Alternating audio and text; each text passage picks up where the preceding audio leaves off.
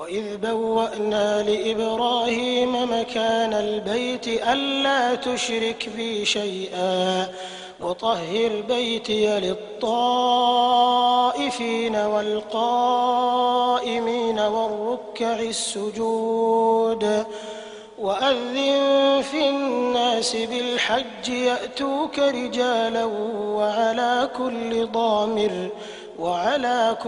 ضامر يأتين من كل فج عميق. മുസ്ദലിഫയിലെത്തിയിരിക്കുന്നു. മുസ്ദലിഫയിൽ രാപ്പാർക്കുക എന്നത് അത് ഹജ്ജിന്റെ റുക്ന് അല്ല, വാജിബാണ്, അഥവാ നിർബന്ധ ഘടകം തന്നെയാണ്. വല്ല കാരണത്താലും നഷ്ടപ്പെട്ടു പോയാൽ പരിഹരിക്കാൻ വകുപ്പുണ്ട്, ഹജ്ജ് നഷ്ടപ്പെട്ടു പോവുകയില്ല. എന്നാൽ അത് ഒന്ന് ഇഹ്റാം ചെയ്യുന്നത് റുക്നാണെങ്കിലും അത് മീഖാത്തിൽ നിന്നാവുക എന്നതാണ് ഒന്നാമത്തെ വാജിബ്. അത് നമുക്ക് ലഭിച്ചവരും ഉണ്ട്, ലഭിക്കാത്തവരുമുണ്ട്. നേർക്ക് നേരെ അവരവരുടെ മീഖാത്തുകളിൽ നിന്ന് ഇഹ്റാം ചെയ്തു വന്നവരാണെങ്കിൽ, അല്ലെങ്കിൽ അതപ്പം കിട്ടിയിട്ടില്ലെങ്കിൽ അതിനുവേണ്ടി അങ്ങോട്ട് മടങ്ങിപ്പോയവരാണെങ്കിൽ മീഖാത്തിൽ നിന്ന് ഇഹ്റാം ചെയ്തു എന്ന് പറയാൻ കഴിയും. മീഖാത്തിൽ നിന്ന് ഹജ്ജിനല്ല ഉംറക്ക് ഇഹ്റാം കെട്ടി വരികയും മക്കത്ത് വന്ന് ഉംറ നിർവഹിച്ച് മക്കയിൽ താമസിച്ചു, ഹജ്ജിന്റെ ദിവസമായപ്പോൾ ദുൽഹിജ്ജ 8-നോ 7 രാത്രിയിലോ മക്കയിൽ നിന്ന് തന്നെ ഹജ്ജിന് ഇഹ്റാം ചെയ്തവരാണെങ്കിൽ അവർ മീഖാത്ത് നഷ്ടപ്പെടുത്തി എന്നതിന്റെ പേരിൽ അവർക്ക് ഒരു ഫിദിയ നിർബന്ധമാണ്, തമത്തു എന്നതിന്റെ പേരിൽ നാം നേരത്തെ പറഞ്ഞുവല്ലോ. അപ്പൊ ഒന്ന് മീഖാത്തിൽ വെച്ചായിരിക്കുക, മീഖാത്തിൽ നിന്നാകണം ഇഹ്റാം ചെയ്യുന്നത്. 2 മുസ്ദലിഫയിൽ രാപ്പാർക്കുക, അവിടെയാണ് നാം എത്തിയിട്ടുള്ളത്. ഇനി 3 പെരുന്നാൾ ദിനത്തിൽ പ്രഭാതത്തിൽ ജംറത്തുൽ അഖബയിലും മാസം 11, 12, 13 എന്നീ ദിവസങ്ങളാകുന്ന അയ്യാമുത്ത് ശരീക്കിന്റെ ദിവസങ്ങളിൽ 3 ജംറകളിലും മിനായിലെ 3 ജംറകളിലും കല്ലുകൾ എറിയുക. 4 ഈ ഏറിനു വേണ്ടി അതിന്റെ തലേനാൾ രാത്രി മിനായിൽ രാപ്പാർക്കുക, താമസിക്കുക. 5 രാജ്യത്തേക്ക് മടങ്ങിപ്പോകാനാവുമ്പോൾ വദാഇന്റെ തവാഫ് നിർവഹിക്കുക. ഈ 5 വാജിബാത്തുകളും പിന്നെ ബാക്കിയുള്ള റുക്നുകളും സമ്മിശ്രമായിട്ടാണ് ഇത് നമ്മുടെ കർമ്മങ്ങൾ ഇവിടെ നിന്ന് അങ്ങോട്ട് നീങ്ങുക. ഇപ്പോൾ നാം മുസ്ദലിഫയിൽ എത്തിയിരിക്കുന്നു. മുസ്ദലിഫയിൽ രാപ്പാർക്കുക എന്നത് ഹജ്ജിന്റെ വാജിബാത്താണ്. വാജിബാത്തുകളിൽ ഈ വാജിബ് ലഭിക്കണം എന്നുണ്ടെങ്കിൽ മുസ്ദലിഫ എന്ന ആ പ്രത്യേകമായി റസൂലുള്ളാഹി തങ്ങൾ നിർദ്ദേശിച്ചിട്ടുള്ള ആ പ്രദേശത്ത് അവിടെ സ്ഥിരം കെട്ടിടങ്ങളോ തമ്പുകളോ ഒന്നും ഉണ്ടായിരിക്കുകയില്ല. നാം വരുന്ന വാഹനമാണെങ്കിൽ വാഹനം ഒരു സൈഡിൽ പാർക്ക് ചെയ്ത്, കാൽനടക്കാരാണെങ്കിൽ വാഹനം മറ്റേ ഒഴിവുള്ള സ്ഥലങ്ങളിൽ വന്ന് അവിടെ അല്പനേരം കിടന്ന്, അല്ലെങ്കിൽ ഏറ്റവും പുണ്യകരമായത് സുബഹി വരെ അവിടെ താമസിച്ച് സുബഹിന് അവിടെ നിന്ന് നിസ്കരിച്ച് അവിടെ നേരം പൊരുവോളം ദുആ ചെയ്ത് എന്നതിന് ശേഷം രാത്രിയിൽ അവിടെ നിന്ന് എടുത്തിട്ടുള്ള കല്ലുകളുമായി മിനയിലേക്ക് കല്ലെറിയുന്നതിന് വേണ്ടി പുറപ്പെടുകയാണ്. അതാണ് ഏറ്റവും ഉത്തമമായ രൂപം. അതിന് സാധിക്കാതെ വരികയാണെങ്കിൽ, പലപ്പോഴും നമ്മളെ വാഹനങ്ങളൊന്നും അവിടെ നിർത്തിപ്പോരാൻ കഴിയാത്ത സാഹചര്യം വരികയാണെങ്കിൽ വാഹനത്തിൽ നിന്ന് ഇറങ്ങാൻ പോലും ചിലപ്പോൾ കഴിയാത്ത സാഹചര്യങ്ങളും ഉണ്ടാകലുണ്ട്. അങ്ങനെയാണ് എങ്കിൽ വാഹനത്തിൽ വെച്ചുകൊണ്ടെങ്കിലും നാം മുസ്ദലിഫയിൽ രാത്രിയിൽ പാതിരാക്കു ശേഷം ഒരല്പസമയം ഉണ്ടാകണം. മഗ്‌രിബിന് ശേഷം ഉണ്ടായിട്ട് കാര്യമില്ല, രാത്രി അർദ്ധരാത്രിക്ക് മുമ്പുണ്ടായിട്ട് കാര്യമില്ല. അർദ്ധരാത്രിക്ക് ശേഷം സുബഹയുടെ മുന്നായി ഒരല്പസമയം മുസ്ദലിഫ എന്ന പ്രദേശത്ത് നാം ഉണ്ടായാൽ രാപ്പാർത്തു. അതിനാണ് രാപ്പാർക്കുക എന്ന് പറയുന്നത്. ഉത്തമമായ രൂപത്തിൽ രാപ്പാർക്കണമെങ്കിൽ വാഹനമൊക്കെ അങ്ങോട്ട് ഒഴിവാക്കിയിട്ട് അവിടെ കിടന്നുറങ്ങി സുഖമായി സുബഹയ്ക്ക് എഴുന്നേറ്റ് അവിടെ സുബഹി നിസ്കരിച്ചു ദുആ ചെയ്തതിനു ശേഷം രാവിലെ അവിടെ നിന്ന് പോന്നാലും മതിയാവും. അപ്പോൾ പലപ്പോഴും ചിലപ്പോൾ വാഹനങ്ങൾ ഒത്തുകൂടി കിട്ടിക്കൊള്ളുന്നില്ല. രോഗികളും പ്രായാധിക്യം ഉള്ള ആളുകളും നടക്കാൻ കഴിയാത്തവരൊക്കെ ആവുമ്പോൾ ഏറെ പ്രയാസം അതുകൊണ്ട് അവർക്ക് ഉണ്ടാകുക സാധാരണ പതിവാണ്. മുസ്ദലിഫയിൽ നിന്ന് നാം ചെയ്യേണ്ടുന്ന കർമ്മം, രാത്രിയിൽ അവിടെ താമസിക്കുന്നതിനിടയിൽ അവിടെ നിന്ന് പിറ്റന്നാൾ പ്രഭാതത്തിലും മറ്റു ദിവസങ്ങളിലും മിനായിലെ ജംറകളിൽ കൊണ്ടുപോയി എറിയാനുള്ള കല്ലുകൾ മുസ്ദലിഫയിൽ നിന്ന് എടുക്കൽ ഏറ്റവും ഉത്തമമാണ്. അങ്ങനെ പെരുന്നാൾ പ്രഭാതത്തിൽ എറിയാനുള്ള ജംറത്തുൽ അഖബയിൽ മാത്രമേ ഉള്ളൂ 7 കല്ലുകളും. അതിനുശേഷം എറിയാനുള്ള ഓരോ ദിവസവും 3 ജംറകളിൽ 7 21 വീതം കല്ലുകളിൽ 3 ദിവസത്തേക്ക് വേണ്ടി 63 കല്ലുകളും കൂടി 70 കല്ലുകൾ മുസ്ദലിഫയിൽ നിന്നും നാം ഓരോരുത്തരും എടുത്ത് കഴുകി കടലാസിലോ കുപ്പിയിലോ മറ്റോ സൂക്ഷിച്ചു വെച്ചുകൊണ്ടായിരിക്കും നാം എല്ലാവരും മിനായിലേക്ക് പുറപ്പെടുക. സയ്യിദുനാ റസൂലുള്ളാഹി സ്വല്ലല്ലാഹു അലൈഹി വസല്ലമ ഹജ്ജത്തുൽ വദാഇൽ മുസ്ദലിഫയിലെ മശ്അറുൽ ഹറാം എന്ന കുന്നിന്റെ അടുക്കൽ നിന്ന് പ്രഭാതം വരെ ദുആ ചെയ്യുകയും അതിൽ രോഗികളും വൃദ്ധന്മാരും സ്ത്രീകളും ഒക്കെ ഉള്ള ദുർബലരായ ആളുകളെ രാത്രി സുബഹിയാകുന്നതിന് മുമ്പ് തന്നെ പാതിരാക്ക് ശേഷം രാത്രിയിൽ തന്നെ മിനായിലേക്ക് പറഞ്ഞയക്കുകയും അവർ കല്ലെറിയുകയും ചെയ്തിട്ടുണ്ട്. സയ്യിദുനാ റസൂലുള്ളാഹി സുബഹിയുടെ ശേഷം നേരെ മിനായിലേക്ക് വരികയും ആ മിനായിലെ ജംറത്തുൽ അവസാനത്തിലുള്ള ജംറത്തുൽ അഖബ, അവിടെയാണ് അവസാന മിനയുടെ എൻഡ്, അവിടുന്ന് അങ്ങോട്ട് മക്കയാണ്. ആ അവസാനത്തിലുള്ള ആ ജംറ എന്ന് പറഞ്ഞാൽ ഒരു സ്തൂപം കാണാൻ കഴിയും. ആ സ്തൂപത്തിന് ചുറ്റും കിണർ പോലെ വിളച്ചു കെട്ടി ഉണ്ടാക്കിയിട്ടുണ്ട്. അതിനേക്കാൾ ഈ സ്തൂപത്തിലേക്കാണ് എറിയേണ്ടത്. എറിഞ്ഞാൽ വീഴുന്ന കല്ല് ഈ കിണറ്റിന്റെ ഈ റൗണ്ടിലാണ് വീഴുന്നത്, വൃത്തത്തിലാണ് വീഴുന്നത്. ഇപ്പോൾ കഴിഞ്ഞ വർഷം മുതൽ പരിഷ്കരിച്ചിട്ട് ആ വൃത്തം ഒന്ന് മാറ്റിയിട്ട് ഒരു വഞ്ചി കണക്കെ, ഒരു തോണി കണക്കെ നല്ല ഭംഗിയിൽ ഉണ്ടാക്കിയിട്ടുണ്ട്, കൂടുതൽ സൗകര്യപ്പെടുത്തിയിട്ടുണ്ട്. അതേസമയം പഴയ കാലത്ത് ഉണ്ടായിരുന്ന ആ റൗണ്ട് എന്ന അടിത്തറയിൽ മാറ്റം വരുത്താതെ മുകളിൽ വല്ലാതെ സൗകര്യപ്പെടുത്തിയിട്ടുണ്ട്. മുകളിൽ നിന്ന് എറിയുന്നത് അടിയിൽ ചെന്നിട്ട് പഴയ ആ സ്ഥലത്തേക്ക് തന്നെ വീഴുന്ന, അടിത്തറയിൽ മാറ്റം വരുത്താതെ പരിഷ്കരണം വരുത്തിയത് ഏറ്റവും ഭംഗിയായ ഒരു രൂപത്തിൽ അത് സൗകര്യപ്പെടുത്തിയിട്ടുണ്ട്. ഹാജിമാർക്ക് വലിയ സേവനമാണ് സൗദി സർക്കാർ ഇത്തരം രംഗങ്ങളെയൊക്കെയും ചെയ്തു വരുന്നത് എന്ന് പറയാതിരിക്കാൻ നിർവാഹമില്ല. ഇരിക്കട്ടെ, അങ്ങനെ മുസ്ദലിഫയിൽ നിന്ന് ഹാജിമാർ പ്രഭാതത്തിനു മുമ്പൊക്കെയായി മിനയിലേക്ക് വരികയായി. ഇവർ വരുന്നത് തെൽബിയത്തിന്റെ മന്ത്രധ്വനിയോടുകൂടിയാണ്. ആ തെൽബിയത്ത് ചൊല്ലി വരുന്ന ഹാജിമാർ മിനായിലെത്തി. മിനായിലെ ആ ജംറത്തുൽ അഖബ എന്ന ഒരു സ്ഥലത്ത് 7 കല്ലുകൾ എറിയുന്നു. ഇതിനുള്ള സമയം അർദ്ധരാത്രി തന്നെ ആരംഭിച്ചു. നാം അറഫ കഴിഞ്ഞു വന്ന ആ പാതിരാ സമയത്ത് മുസ്ദലിഫയിലെത്തുമ്പോൾ അന്ന് 3-4 ഇബാദത്തുകളുടെ സമയം ആ സമയത്ത് ആരംഭിക്കുകയാണ്. ആ പാതിരാക്ക് ആരംഭിക്കുന്നു. ഒന്ന് മുസ്ദലിഫയിൽ രാപ്പാർക്കാനുള്ള സമയം, അതപ്പോൾ തുടങ്ങി പാതിരാക്കു ശേഷം, അവസാനിക്കുന്നത് സുബഹയോടുകൂടി. 2 ജംറത്തുൽ അഖബയെ എറിയുവാനുള്ള സമയം, അതപ്പോൾ തുടങ്ങിയിരിക്കുന്നു, അവസാനിക്കുന്നത് അയ്യാമുത്ത് ശരീക്കിന്റെ അഥവാ മാസം 13ന്റെ അവസാന ദിവസം വരേക്കും ഉറൂബ് വരെ അതിന് സമയമുണ്ട്. അതിനുള്ളിൽ മാത്രമേ അതിനുശേഷം മാത്രമേ ഖളായി പോവുകയുള്ളൂ. അതിനുള്ളിൽ എപ്പോ വേണമെങ്കിലും അറിയാം. 3 പരിശുദ്ധമായ മക്കയിൽ പോയി ഫറളായ തവാഫ് ചെയ്യാനുള്ള സമയം ആ പാതിരാക്ക് ആരംഭിച്ചിരിക്കുന്നു. അതിന് അവസാനിക്കുന്നതിന് സമയമില്ല. ഒരു മനുഷ്യന്റെ, ഒരു പുരുഷന്റെ ആയസ് മുഴുവനും അതിനുള്ള സമയമാണ്. അതിനുള്ളിൽ എപ്പോൾ നിർവഹിച്ചാലും മതി. പക്ഷേ അത് നിർവഹിക്കുന്നതോടുകൂടിയേ ഹജ്ജ് പൂർത്തിയാവുകയുള്ളൂ എന്ന് മാത്രം. അപ്പോഴേ ഹജ്ജ് സംബന്ധമായ ബാധ്യതയും കടപ്പാടുകളും തീർന്ന് പൂർണ്ണമായും അവൻ മോചിതനാവുകയുള്ളൂ. മറ്റൊന്ന്, ആരെങ്കിലും മിനായിൽ വെച്ചുകൊണ്ട് അറവിന് വേണ്ടി മൃഗത്തെ അറുത്ത് ബലിദാനം നടത്തുന്നതിന് വേണ്ടി ഉദ്ദേശിച്ചു കൊണ്ടുവരികയോ ഉദ്ദേശിക്കുകയോ ചെയ്തവരുണ്ടെങ്കിൽ അതിനുള്ള സമയവും ആ പാതിരാക്ക് ആരംഭിച്ചു കഴിഞ്ഞു. ആ പാതിരാക്ക് നാം മുസ്ദലിഫയിലെത്തി. മുസ്ദലിഫയിൽ രാപ്പാർത്തു. അവിടെ നിന്ന് കല്ലുകൾ എടുത്തു. അഥവാ ആർക്കെങ്കിലും വാഹനങ്ങളിൽ നിന്ന് ക്ഷീണത്തിന്റെ പേരിലോ രോഗത്തിന്റെ പേരിലോ തിരക്കുകൊണ്ടോ മുസ്ദലിഫയിൽ ഇറങ്ങാൻ കഴിഞ്ഞില്ലെങ്കിൽ അവരാരും വിഷമിക്കണ്ട.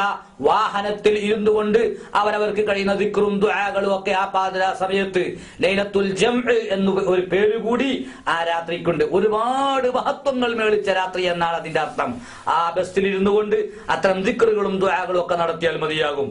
കല്ലെടുക്കാൻ ആർക്കെങ്കിലും ബസ്സിന് താഴെ നിന്നിറങ്ങി കല്ലെടുക്കാൻ ആർക്കെങ്കിലും സാധിച്ചില്ലെങ്കിൽ അവരും ദുഃഖിക്കേണ്ടതില്ല. മിനായിൽ എറിയാനുള്ള കല്ല് മുസ്ദലിഫയിൽ നിന്ന് എടുക്കലാണ് ഏറ്റവും ഉത്തമം. മറ്റ് എവിടെ നിന്നും എടുക്കാം. എറിഞ്ഞിട്ട കല്ലുകൾ, നജിസായ സ്ഥലങ്ങളിലെ കല്ലുകൾ, ബാത്റൂം പോലെയുള്ള മൂത്രപ്പരകളിൽ നിന്നെടുക്കുന്ന കല്ലുകൾ, പള്ളിയിൽ നിന്നെടുക്കുന്ന കല്ലുകൾ ആകരുത് എന്നേ ഉള്ളൂ. ബാക്കി എവിടെ നിന്നുകൊണ്ടും കല്ലുകൾ എടുക്കാം. ഒരു കാര്യം പ്രത്യേകം ശ്രദ്ധിക്കണം. ഹറമിൽ നിന്ന് നാം എറിയാൻ എടുക്കുന്ന കല്ലുകൾ വല്ലതും ബാക്കി വരികയോ മറ്റോ ചെയ്താൽ അതൊരിക്കലും നമ്മുടെ നാടുകളിലേക്ക് വരുമ്പോൾ ഇങ്ങോട്ട് കൊണ്ടുവരാൻ പാടില്ല. നമ്മുടെ നാടുകളിൽ നിന്ന് ഉള്ള കല്ലുകൾ അങ്ങോട്ട് കൊണ്ടുപോകാനും പാടില്ല. ഹറമിലുള്ള കല്ലും മണ്ണും മരങ്ങളും മുറിച്ചുകൊണ്ട് നാട്ടിലേക്ക് കൊണ്ടുവരാനേ പാടില്ല. ഹറമിലെ മണ്ണ് കൊണ്ടുണ്ടാക്കിയ മൺപാത്രങ്ങൾ ഇങ്ങോട്ട് കൊണ്ടുവരാൻ പാടില്ല. അത് പ്രത്യേകം ശ്രദ്ധിക്കേണ്ട കാര്യമാണ്. അപ്പൊ അതുകൊണ്ട് ഹറമിന്റെ പരിധിയിൽപ്പെട്ട എവിടെ നിന്നും നമുക്ക് കല്ലുകൾ എടുക്കാം. പുറത്തുനിന്നുള്ള കല്ല് ആകരുത് എന്നേ ഉള്ളൂ. അങ്ങനെ മുസ്ദലിഫ കഴിഞ്ഞ് ആ പ്രഭാതത്തോടുകൂടി ഹാജിമാർ മിനയിലേക്ക് വരികയായി. ജനങ്ങൾ കുലം കുത്തി ഒഴുകുകയാണ്. എല്ലാവരുടെയും ലക്ഷ്യം ജംറത്തുൽ അഖബയിലെത്തണം. സയ്യിദുനാ റസൂലുള്ളാഹി സ്വല്ലല്ലാഹു അലൈഹി വസല്ലം ജംറത്തുൽ അഖബയിൽ വന്നു. 7 കല്ലുകൾ ആ അഖബയിൽ എറിഞ്ഞു. എന്നതിന് ശേഷം റസൂലുള്ളാഹി തങ്ങൾ ഒരു മൃഗത്തെ തയ്യാറാക്കി കൊണ്ടുവന്നിട്ടുണ്ടായിരുന്ന മൃഗങ്ങളെ മസ്ജിദുൽ ഖൈഫ് എന്നൊരു പടുകൂറ്റൻ പള്ളിയുണ്ട് മിനായിലെ അവസാനത്തിൽ. ആ പള്ളിയുടെയും ജംറയുടെയും ഇടയിലുള്ള ഒരു പ്രദേശത്ത് വെച്ചിട്ട് റസൂലുള്ളാഹി തങ്ങൾ മൃഗങ്ങളെ ബലിദാനം നടത്തി. എന്നതിനു ശേഷം റസൂലുള്ളാഹി തങ്ങൾ അവിടത്തെ മുടി കളഞ്ഞു. എന്നതിനു ശേഷം റസൂലുള്ളാഹി തങ്ങൾ പരിശുദ്ധമായ മക്കയിലേക്ക് പോയി തവാഫ് നിർവഹിക്കുകയും ചെയ്തു. ആർക്കെങ്കിലും അതിന് സാധിച്ചിട്ടില്ലെങ്കിൽ അത് അഫ്ളൽ ഏറ്റവും ഉത്തമമായ രൂപം നഷ്ടപ്പെട്ടു തന്നെയുള്ളൂ, ഹജ്ജിനെ ബാധിക്കുകയില്ല. നാം ജംറത്തുൽ അഖബ എറിയാനുള്ള കല്ലുകളുമായി മിനായിലേക്ക് എത്തുന്നു. മിനായിലേക്ക് എത്തിയാൽ ആദ്യം നാം ചെയ്യുന്ന കർമ്മം ജംറത്തുൽ അഖബയിലെ കല്ലെറിയുക എന്നതാണ്. പക്ഷേ അവിടെ പ്രത്യേകം ശ്രദ്ധിക്കണം, ജംറത്തുൽ അഖബയിൽ കല്ലെറിയുന്നിടത്ത് പെരുന്നാൾ പ്രഭാതത്തിലാണ് ഏറ്റവും കൂടുതൽ അത്യാഹിതങ്ങളും അപകടങ്ങളും ഒക്കെ സാധാരണഗതിയിൽ സംഭവിക്കാറ്. അത് ഏറ്റവും അഫ്ളലായ സമയത്ത് തന്നെ എറിയണം എന്ന ഒരു വാശിയോടുകൂടി ജനങ്ങൾ അങ്ങോട്ട് കുതിക്കുമ്പോഴാണ് പലപ്പോഴും അവിടെ അപകടങ്ങൾ സംഭവിക്കാറ്. അതേസമയം റസൂലുള്ളാഹി സ്വല്ലല്ലാഹു അലൈഹി വസല്ലമ എറിയാനുള്ള സമയം വളരെ വിശാലമായ ഒരു സമയമാക്കി നമ്മോട് പ്രഖ്യാപിച്ചിട്ടുണ്ട്, പറഞ്ഞിട്ടുണ്ട്. ആ വിശാലമായ സമയം എടുക്കുകയാണെങ്കിൽ അതിരാവിലെ തന്നെ ഉത്തമമാണെങ്കിലും ഒരു അല്പം കഴിഞ്ഞ് ഒരു ഉച്ചയ്ക്ക് ശേഷമോ ഒരു 10 മണി ശേഷമോ ഒരു വൈകിട്ടോ മറ്റോ എറിയാൻ ശ്രമിക്കുകയാണ് എങ്കിൽ അവിടെ തിക്കും തിരക്കുമില്ലാതെ അത്യാഹിതങ്ങളിലും അപകടങ്ങളിലും പെടാതെ ഭംഗിയായി ആ കർമ്മം സുരക്ഷിതമായി ആ കർമ്മം നിർവഹിക്കാൻ നമുക്ക് സാധ്യമാകുന്നതാണ്.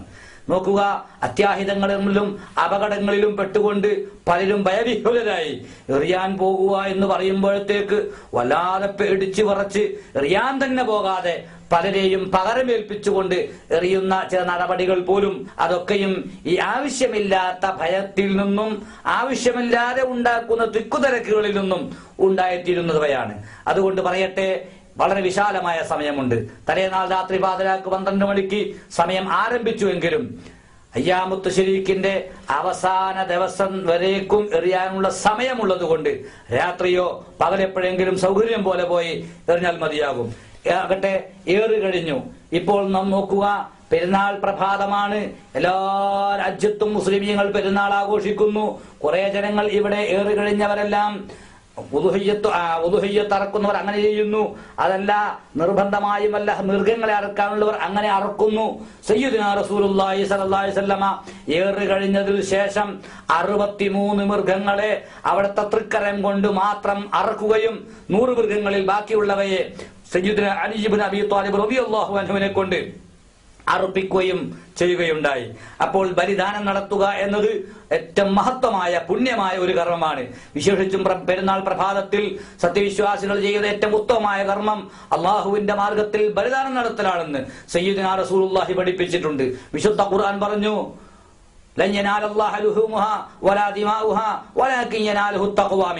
നിങ്ങൾ ബലിദാനം നടത്തുമ്പോൾ അതിന്റെ മാംസമോ അതിന്റെ രക്തമോ പടച്ചവനിലേക്ക് എത്തുന്നില്ല, മറിച്ച് ആ ബലിദാനത്തിലൂടെ സത്യവിശ്വാസിയുടെ മനോമുഖരത്തിൽ ഉയർകൊണ്ടിട്ടുള്ളതായ അള്ളാഹുവിനുള്ള ഭക്തിയും തഖ്വയുമാണ് അള്ളാഹു സ്വീകരിക്കുന്നത്. ആത്മാർത്ഥതയാണ്, ഇഖ്ലാസാണ്. അത്രയും മഹത്തായ കർമ്മം ആ മഹത്തായ ദിനത്തിൽ ആ മഹത്തായ പുണ്യഭൂമിയിൽ വെച്ചുകൊണ്ട് ചെയ്യുക എന്നത് വളരെ മഹത്വമായ കർമ്മമാണ്. സാധിക്കുന്നവരെല്ലാം ചെയ്യേണ്ടത് തന്നെയാണ്. നിർബന്ധമായ അറിവുള്ളവരുണ്ടാകും, സുന്നത്തായ അറിവുള്ളവരുണ്ടാകും. ഹജ്ജുമായി ബന്ധപ്പെട്ട നിർബന്ധ അറിവ് ഞാൻ നേരത്തെ പറഞ്ഞു. തമത്തുആയി ഉംറക്ക് ഇഹ്റാം ചെയ്ത് വന്ന് പിന്നീട് ഹജ്ജ് നിർവഹിക്കുന്ന ആളുകൾ ഹജ്ജിനെ ഇഹ്റാം ചെയ്യുന്നതിന് വേണ്ടി സ്വന്തം മീഖാത്തിലേക്കോ തത്തുല്യമായ ദൂരത്തേക്കോ മടങ്ങിപ്പോയിട്ടില്ല എങ്കിൽ നിർബന്ധമായും അവർ അറക്കേണ്ടതുണ്ട്. അത്തരം അറിവുകൾ ഹജ്ജിൽ പ്രവേശിക്കുന്നതിന് മുമ്പോ ശേഷമോ ഇപ്പോഴൊക്കെ അറക്കാവുന്നതാണ്. ഇപ്പോൾ നാം മിനായിലാണുള്ളത്. മിനായിലെ ജംറത്തുൽ അഖബയിൽ കല്ലേറ് തുടങ്ങുന്നതോടുകൂടി ഓരോരുത്തരും എറിഞ്ഞെറിഞ്ഞ് കഴിയുന്നവർക്ക് തൽബിയത്ത് അവസാനിച്ചു. അന്ന് ളുഹ്ർ മുതൽ മിനായിൽ വെച്ച് സംഘടിതമായി നടത്തുന്ന എല്ലാ നമസ്കാരങ്ങൾക്ക് ശേഷവും ഒറ്റക്ക് നിസ്കാരത്തിന് ശേഷവും എല്ലാ ഹാജിമാർക്കും മിനായിലുള്ള സർവ്വ ഹാജിമാർക്കും തൽബിയത്തല്ല തക്ബീറാണ് സുന്നത്ത്. ലോക മുസ്ലിമീങ്ങൾ മുഴുവനും അറഫാ ദിനത്തിന്റെ പ്രഭാതം മുതൽ അയ്യാമുത്ത തശ്രീഖിന്റെ അവസാന ദിവസം വരേക്കും അസർ വരേക്കും തക്ബീർ ചൊല്ലുമ്പോൾ ഹാജിമാർ അറഫാ ദിനത്തിലും പെരുന്നാളിന്റെ ആ രാവിലുമെല്ലാം തക്ബീറായിരുന്നില്ല, തെൽബിയത്തായിരുന്നു ചൊല്ലിയത്. അവരുടെ ജംറത്തുൽ അഖബയിൽ വന്ന് കല്ലെറിയുന്നതോടുകൂടി തെൽബിയത്ത് അവസാനിക്കുകയും തക്ബീർ തുടങ്ങുകയും ചെയ്തിരിക്കുന്നു. ഇപ്പോൾ നാം ഏറുകഴിഞ്ഞു. ഏറുകഴിഞ്ഞ ആളുകൾക്കെല്ലാം മുടി കളയാം. ഒന്നുകിൽ മുടി കളയുന്നു, അല്ലെങ്കിൽ നേരെ സൗകര്യപ്പെടുന്നവരെല്ലാം മക്കയിലേക്ക് പോകുന്നു. ഇപ്പോൾ നോക്കൂ, ഒന്ന് നമ്മുടെ ഹജ്ജിന്റെ വാജിബാത്തുകളിൽപ്പെട്ട ഒന്ന് മീഖാത്തിൽ നിന്നാവുക ഇഹ്റാം, അത് കഴിഞ്ഞിരിക്കുന്നു. 2 മുസ്ദലിഫയിൽ രാപ്പാർക്കുക, അത് കഴിഞ്ഞിരിക്കുന്നു. 3 ജംറത്തുൽ അഖബയെ കല്ലെറിയുക, അതിനോട് അനുബന്ധമായി ഇനി മറ്റു 3 ദിവസങ്ങളിലും എറിയാനുണ്ട്. ജംറത്തുൽ അഖബയെ കല്ലെറിഞ്ഞാൽ ഇനി ജനങ്ങളെ നമുക്ക് 2 ആക്കി തിരിക്കാം. സൗകര്യപ്പെടുന്നവർക്ക് വേണമെങ്കിൽ നേരെ മക്കയിലേക്ക് പോകാം. എന്നിട്ട് അവിടെ ചെന്ന് ഹജ്ജിന്റെ റുക്കനായ ഫറദായ തവാഫ് ചെയ്യാം. തവാഫ് കഴിഞ്ഞതിന് ശേഷം മുടി മുറിക്കാം. അതുമല്ലെങ്കിൽ നേരെ അവിടെ നിന്ന് തന്നെ മിനായിലെ ഏറി കഴിഞ്ഞതിന് ശേഷം മുടി മുറിക്കാം. ചുരുക്കത്തിൽ മുടി മുറിക്കുക എന്നതാണ് ഹജ്ജിൽ നിന്ന് വിരമിക്കാനുള്ള ഒരു മാർഗം. 2 വിരാമമുണ്ട്, അർദ്ധവിരാമം, പൂർണ്ണവിരാമം. അർദ്ധവിരാമം നടക്കണമെങ്കിൽ ഒന്നുകിൽ ജംറത്തുൽ അഖബയെ കല്ലെറിഞ്ഞതിന് ശേഷം മുടി കളയണം, അതുമല്ലെങ്കിൽ മക്കയിൽ ചെന്ന് തവാഫ് നിർവഹിച്ചതിന് ശേഷം മുടി കളയണം. എന്നാൽ ആദ്യം നമുക്ക് മുടി കളയാം, എന്നിട്ടാക്കാം തവാഫ്, എന്നിട്ടാക്കാം ഏറ്. അത് നിർവാഹമില്ല. ഏറ് അല്ലെങ്കിൽ ജംറത്തുൽ അഖബയെ എറിയുക, അല്ലെങ്കിൽ തവാഫ് ചെയ്യുക, 2-1 അനുബന്ധിച്ചുകൊണ്ട് മുടി കളഞ്ഞാൽ ഹജ്ജിന്റെ അർദ്ധവിരാമമായി എന്ന് പറഞ്ഞാൽ അതോടുകൂടി നമുക്ക് വസ്ത്രം മാറ്റാം. 3-4 ദിവസം വസ്ത്രം മാറ്റിയിട്ടില്ല, ആ ഇട്ടുടുത്ത വേഷത്തിലാണ്. അഥവാ നാം ഉടുത്തിട്ടുള്ളതായ ഒരു ജോഡി വസ്ത്രം പുതച്ചതും ഉടുത്തതുമായ വസ്ത്രം തന്നെയാണ്. അതിൽ നജീസോ അഴുക്കോ ഒക്കെ വേണമെങ്കിൽ മാറ്റി കൊടുക്കാമെന്നല്ലാതെ വേറെ ദിവസേന മിനിറ്റിന് മണിക്കൂറുകൾ ഇടവിട്ടുകൊണ്ട് വസ്ത്രം മാറ്റുന്ന സ്വഭാവം ഹാജിമാർക്ക് ഉണ്ടാകലില്ല. അൽ ഹജ്ജു അൽ ഹജ്ജു വസ്സജ്ജു എന്ന് സയ്യിദുനാ റസൂലുള്ളാഹി സ്വല്ലല്ലാഹു അലൈഹി വസല്ലമ പറഞ്ഞിട്ട് കൂടിയുണ്ട്. അതാണ് ഹജ്ജിന്റെ സ്വഭാവം. ആ വസ്ത്രം നമുക്ക് മാറ്റാം, അത്ര നമുക്ക് ഉപയോഗിക്കാം, തലമറക്കാം, ഇങ്ങനെയുള്ള എണ്ണ ഉപയോഗിക്കാം. ഇവ കാര്യങ്ങളെല്ലാം ഭാര്യ ഭർത്താവ് ബന്ധത്തില് സംഭോഗമല്ലാത്ത എല്ലാ കാര്യങ്ങളും അർദ്ധവിരാമത്തോടുകൂടി അനുവദിക്കപ്പെടും. ഭാര്യാഭർത്താ ബന്ധം, ദാമ്പത്തിക ബന്ധം അത് 2ാമത്തെ വിരാമത്തോടു കൂടി മാത്രമേ അനുവദിക്കപ്പെടുകയുള്ളൂ. നോക്കുക, നിസ്കാരത്തിലേക്ക് തക്ബീറത്തുൽ ഇഹ്റാം കിട്ടി പ്രവേശിച്ചാൽ നിസ്കാരത്തിൽ പ്രവേശിച്ചു. ഈ നിസ്കാരത്തിൽ നാം വിരമിക്കണമെങ്കിൽ അസ്സലാമു അലൈക്കും വറഹ്മത്തുള്ളാഹി, അസ്സലാമു അലൈക്കും വറഹ്മത്തുള്ളാഹി എന്ന് പറഞ്ഞ് സലാം വീട്ടണമല്ലോ. എന്നതുപോലെ ഹജ്ജിൽ നാം പ്രവേശിച്ചു കഴിഞ്ഞു. ഇഹ്റാം കിട്ടിയതോടുകൂടി അതിന്റെ പ്രവർത്തികൾ നടന്നുകൊണ്ടിരിക്കുകയാണ്. മിനയിലൂടെ, അറഫയിലൂടെ, മുസ്ദലിഫയിലൂടെ, വീണ്ടും മിനായിൽ വന്ന് കല്ലേറിലൂടെ നടന്നുകൊണ്ടിരിക്കുകയാണ്. ഇനി നമുക്ക് ചെയ്യാനുള്ളത് മുടി മുറിച്ചുകൊണ്ട് ഹജ്ജിൽ നിന്ന് 1-ാം വിരാമം, അർദ്ധവിരാമം. അത് 2 വഴിയുണ്ട്. ഒന്നുകിൽ ജംറത്തുൽ അഖബയെ എറിഞ്ഞതിന് ശേഷം മുടി കളയാം, അതുമല്ലെങ്കിൽ ജംറത്തുൽ അഖബയെ എറിയാൻ വേണ്ടി കല്ലുമായി വന്നു നോക്കുമ്പോൾ ഒമ്പിച്ച തിക്കും തിരക്കും അത്യാഹിതവും അപകടവും നടന്നുകൊണ്ടിരിക്കുകയാണ്. അപ്പോൾ ഹാജി വേണമെങ്കിൽ നേരെ മക്കയിലേക്ക് വിടുകയും മക്കയിൽ ചെന്ന് തവാഫ് കഴിഞ്ഞതിന് ശേഷം മുടി കളയാം. ഇങ്ങനെ 2-1 ശേഷം മുടി കളഞ്ഞാൽ 1-ാം വിരാമമായി.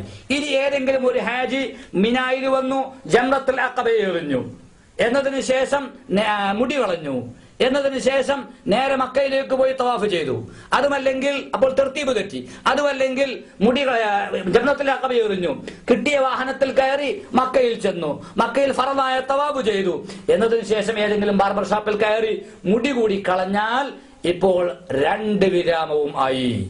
അർദ്ധവിരാമമല്ല, പൂർണ്ണ വിരാമമായി. അപ്പോൾ ഒന്നുകിൽ ഫറദായ തവാഫ്, അതുമല്ലെങ്കിൽ ജംറത്തുൽ അഖബയിൽ കല്ലെറിയൽ. ഇത് 2-1 മുടി കളഞ്ഞാൽ 1-ാം വിരാമവും, 2ഉം ചെയ്തതിനോടൊപ്പം മുടി കളഞ്ഞാൽ പൂർണ്ണ വിരാമമായി. ഭാര്യാഭർത്താ ബന്ധങ്ങൾ ഉൾപ്പെടെയുള്ള എല്ലാ കാര്യങ്ങളും ഇനി ആ ഹാജിക്ക് ഹലാലായിരിക്കുന്നു. തവാഫ്, സഅയ്, ഇതാണല്ലോ ഹജ്ജിന്റെ റുക്നുകൾ ബാക്കിയുള്ളത്. അതിന് ജംറത്തുൽ അഖബയെ എറിഞ്ഞതിനു ശേഷം മക്കത്ത് പോയവർ അപ്പോൾ തവാഫ് ചെയ്തു, ഉടനെ തന്നെ അവർക്ക് സഅയും ചെയ്യാം. ഹജ്ജിന്റെ റുക്നുകൾ അതോടുകൂടി അവസാനിക്കുകയാണ്.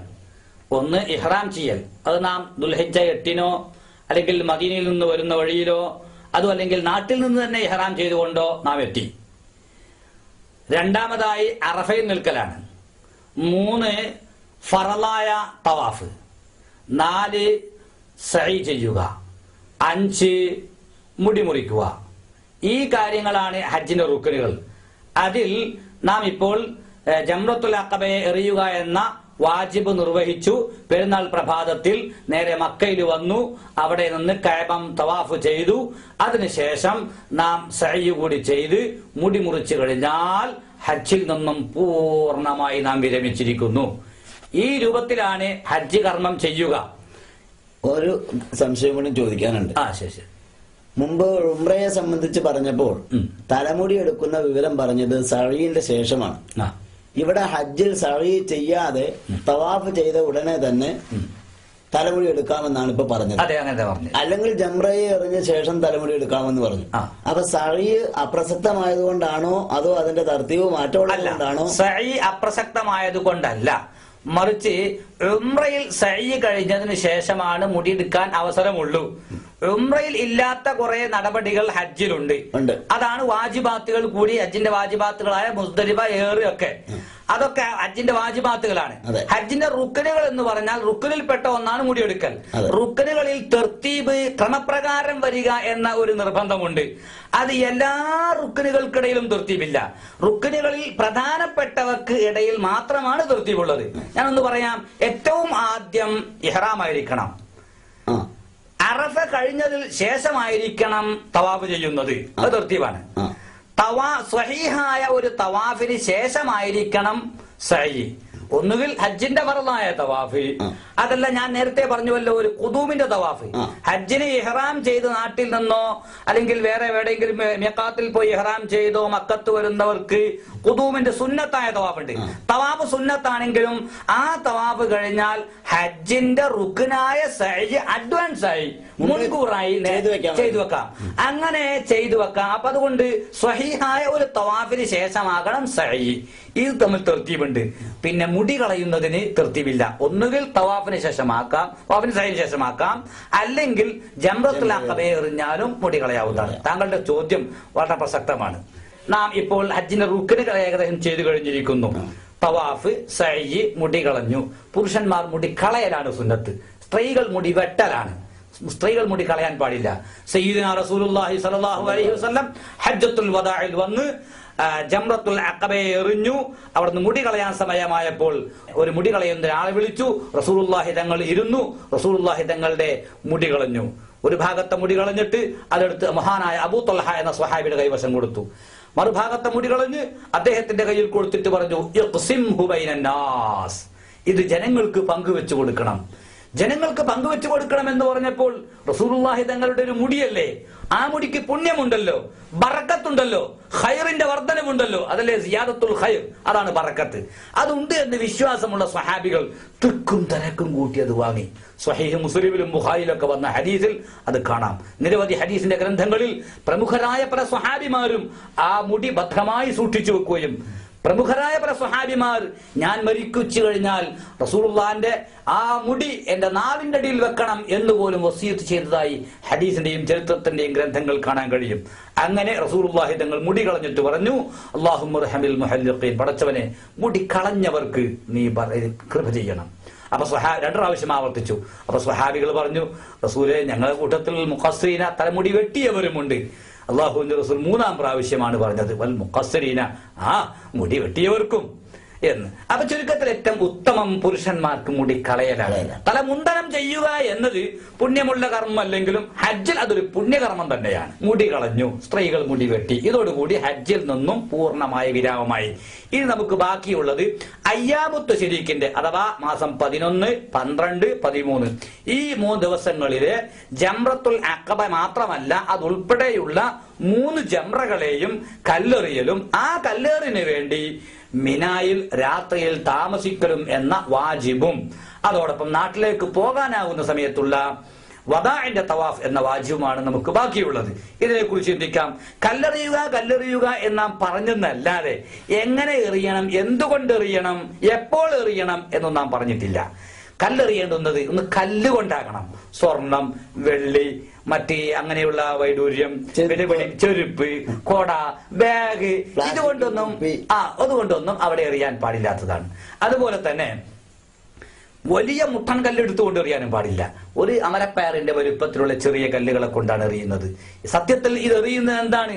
അള്ളാഹുവേ, എന്റെ ജീവിതത്തിൽ ഇത്രയും കാലം ഞാൻ അനുവർത്തിച്ചു വന്ന എന്റെ ദുസ്വഭാവങ്ങളോട് വിട, എന്റെ ശീലങ്ങളോട് വിട, എല്ലാവിധ ഇക്കാലം അത്രയും ഞാൻ ചിരിച്ചു കൊണ്ടുവന്ന അരുതായ്മകളോട് വിട ചോദിക്കുകയാണ്.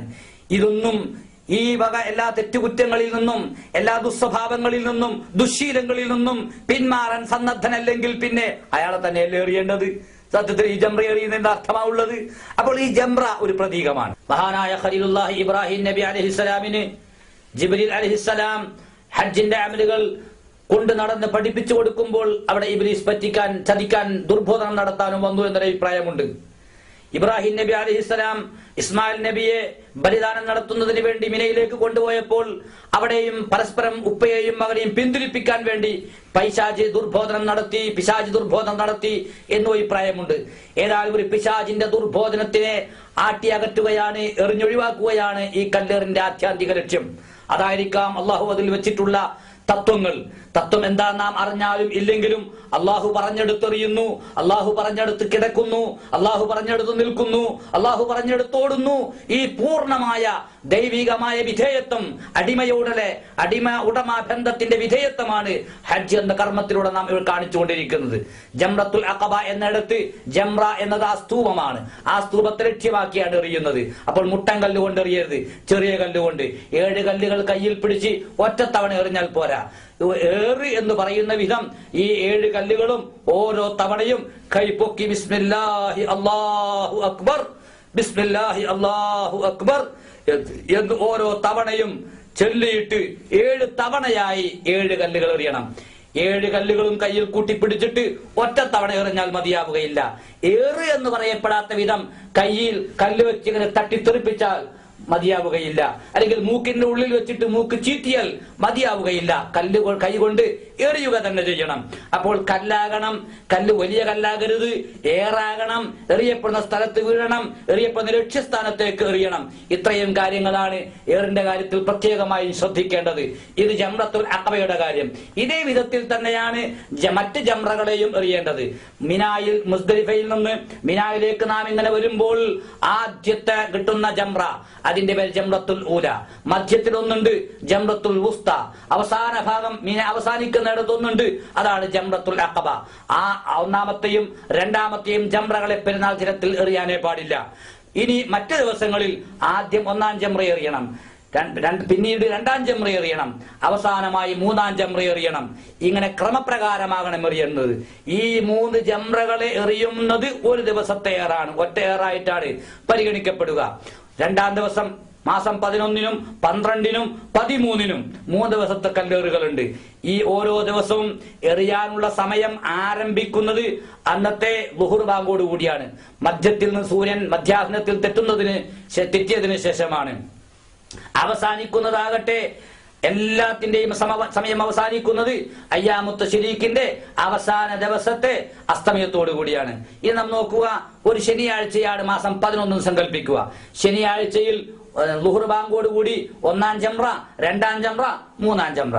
ഞായറാഴ്ചയും അപ്രകാരം, തിങ്കളാഴ്ചയും അപ്രകാരം. ഇങ്ങനെ ശനിയാഴ്ചക്കാലത്തെ മാസം 11-ലെ ഏറ് ഒരാൾക്ക് എറിയാൻ കഴിഞ്ഞില്ല എങ്കിൽ ആ ഏറ് ഖളായി പോകുന്നില്ല, നഷ്ടപ്പെട്ടു പോകുന്നില്ല. ഞായറാഴ്ച എറിയാൻ വരുമ്പോൾ അല്ലെങ്കിൽ അതിന് മുമ്പ് രാവിലെ തന്നെ ആദ്യമായി ശനിയാഴ്ചക്കാലത്തെ ഏറെറിയണം. അതിന് 1-ാം ജംറയിൽ 7 കല്ലുകൾ, എന്നതിന് ശേഷം 2-ാം ജംറയിൽ പോയി 7 കല്ലുകൾ, 3-ാം ജംറയിൽ പോയി 7 കല്ലുകൾ. അങ്ങനെ ഇപ്പോൾ ശനിയാഴ്ചക്കാലത്തെ ഏറ് കഴിഞ്ഞു. ഇനി ഞായറാഴ്ചക്കാലത്തെ ഏറ് എറിയേണ്ടതുണ്ട്. അതിനുവേണ്ടി വീണ്ടും തിരിച്ചു വന്നിട്ട്, ഞായറാഴ്ചയാണ് എറിയുന്നതെങ്കിൽ വീണ്ടും തിരിച്ചു വന്നതിനു ശേഷം ഒരു കാര്യം ചോദിച്ചോട്ടെ. പല ആളുകളും എറിയാൻ വേണ്ടി പകരം ഏൽപ്പിച്ചു വിടാറുണ്ട്. അങ്ങനെ ആകുമ്പോൾ ഒരു ജംറയിൽ തന്റെ ഏറും ആ പകരക്കാരന്റെ ഏറും കൂടെ 14 കല്ലുകൾ എറിഞ്ഞിട്ട് അടുത്ത ജംറയിലേക്ക് പോയാൽ മതിയല്ലോ? ഒരിക്കലും മതിയാവുകയില്ല. അതാ ഞാൻ പറഞ്ഞു വരുന്നത്. ശനിയാഴ്ച മാസം 11 സങ്കല്പിച്ചാൽ ശനിയാഴ്ച ഒരാൾ എറിഞ്ഞിട്ടില്ല എങ്കിൽ താങ്കൾ ചോദിച്ചത് വേറൊരാളെ പകരമേറാണ്. അങ്ങനെയുമാകാം, അവരവരെ സ്വന്തം ഏറുമാകാം. എന്റെ സ്വന്തം ഏറിനെ പറ്റിയാണ് ഞാൻ പറഞ്ഞു വരുന്നത്. ഇനി എന്റെ ഏറ് ശനിയാഴ്ച കഴിഞ്ഞിട്ടുണ്ട്, എന്റെ ഉപ്പായുടെ ഏറ് ബാക്കിയുണ്ട്. ആ ഉപ്പായുടെ കല്ലുകളും എന്റെ കല്ലുകളുമായി ഞാൻ എത്തിയിരിക്കുന്നു. ജംറ ഒന്നാം ജംറയിൽ വന്നിട്ട് 14 കല്ല്, ഇതെന്റെ ഉപ്പയുടെയും എന്റെയും എന്ന് പറഞ്ഞിട്ട് ഒരുമിച്ച് എറിഞ്ഞല്ല ആദ്യം 7 കല്ല്, എന്നിട്ട് പിന്നെ 7 കല്ല് ഉപ്പയുടേത്. അങ്ങനെ പറ്റുകയില്ല. മറിച്ച് ഒന്നാം ജംറയിൽ എറിഞ്ഞു, രണ്ടാം ജംറയിൽ എറിഞ്ഞ്, മൂന്നാം ജംറയിൽ എറിഞ്ഞാൽ അദ്ദേഹത്തിന്റെ ഏറ് കഴിഞ്ഞു. എന്നതിന് ശേഷമാകണം പകരം എറിയുന്ന ഉപ്പയുടെ ഏറ് എറിയുന്നത്. അത് ഇപ്രകാരം ക്രമപ്രകാരം തന്നെ പോകേണ്ടതുണ്ട്. ആദ്യം അവനെ വേണ്ടി എറിഞ്ഞ ശേഷം വേണം മറ്റൊരാൾക്ക് പകരം എറിയുന്നത്. അതിന് പുറമെ അത് എറിയുന്നത് ഒരുമിച്ച് പറ്റുകയില്ല. ഇത് 3ഉം കഴിയുമ്പോഴേ ഒരാളുടെ വാജിബ് വീടുന്നുള്ളൂ. ഈ വിധത്തിലാണ് എറിയേണ്ടത്. ഇങ്ങനെ 3 ദിവസം എറിയുകയാണ് വേണ്ടത് എങ്കിലും ഒരാൾ 3 ദിവസം മിനയിൽ നിൽക്കാനും എറിയാനും ഉദ്ദേശിക്കുന്നില്ല, രണ്ടാം ദിവസം തന്നെ പോകാൻ ഉദ്ദേശിക്കുന്നുവെങ്കിൽ മാസം 11 ശനിയാഴ്ച നാം സങ്കല്പിച്ചുവല്ലോ, ഞായറാഴ്ചയാണ് മാസം 12. 12 ളുഹ്ർ മുതൽ ഏറുന്ന സമയം ആരംഭിച്ചിരിക്കുന്നു.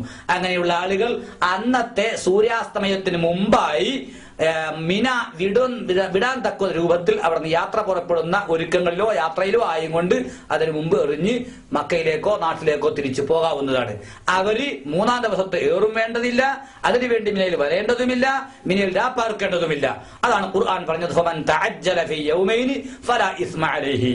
ഇനി അതല്ല, 3ആം ദിവസം 13ആം രാവ് അഥവാ ഞായറാഴ്ച അസ്തമിച്ചതിന് ശേഷം തിങ്കളാഴ്ച രാവ് കൂടി മിനയിൽ രാപ്പാർത്ത് കഴിഞ്ഞാൽ ഇനി തിങ്കളാഴ്ചക്കത്തെ ഏറ് കൂടി കഴിഞ്ഞതിനു ശേഷമേ മിന വിട്ടു പോകാൻ പാടുള്ളൂ. സൂര്യാസ്തമന സമയത്ത് ആളവിടെ ഉണ്ടാകരുത്. ആളവിടെ ഉണ്ടാകരുത് പറഞ്ഞാൽ യാത്രയിലായും കൊണ്ട് ബസ്സിൽ കയറിയിരുന്നു, ബസ് തിക്കിലോ തിരക്കിലോ ഒക്കെ പെട്ട് ബസ് ഓർഡർ എടുക്കാൻ കഴിഞ്ഞില്ല, അത് പ്രശ്നമല്ല. യാത്രയിലോ യാത്രക്ക് ഒരുക്കത്തിലോ ആയും കൊണ്ട് ഉണ്ടായാൽ മതി. ഈ വിധത്തിലുള്ള 3 ദിവസത്തെ ജംറത്തുൽ അഖബയെ എറിയുന്നതിനെ സംബന്ധിച്ചാണ് ഞാൻ സംസാരിച്ചിട്ടുള്ളത്. ഈ എറിയുന്നതിന് വേണ്ടി മിന എന്ന ഈ പ്രദേശത്ത് അവർക്ക് പ്രത്യേകം ഒരുക്കിയിട്ടുള്ള തമ്പുകളിൽ രാത്രികളിൽ അവിടെ താമസിക്കണം. മുഅ്ളമുല്ലേ, രാത്രിയുടെ മുഖ്യമായ ഭാഗവും മിനായിൽ രാപ്പാർക്കണം. പകൽ അവിടെ ഉണ്ടായിക്കൊള്ളണം എന്നില്ല, പകൽ മറ്റെവിടെയെങ്കിലും പോവുക ചെയ്യാം. രാത്രിയിൽ ആ മിനയിൽ രാപ്പാർക്കലും വാജിബാണ്.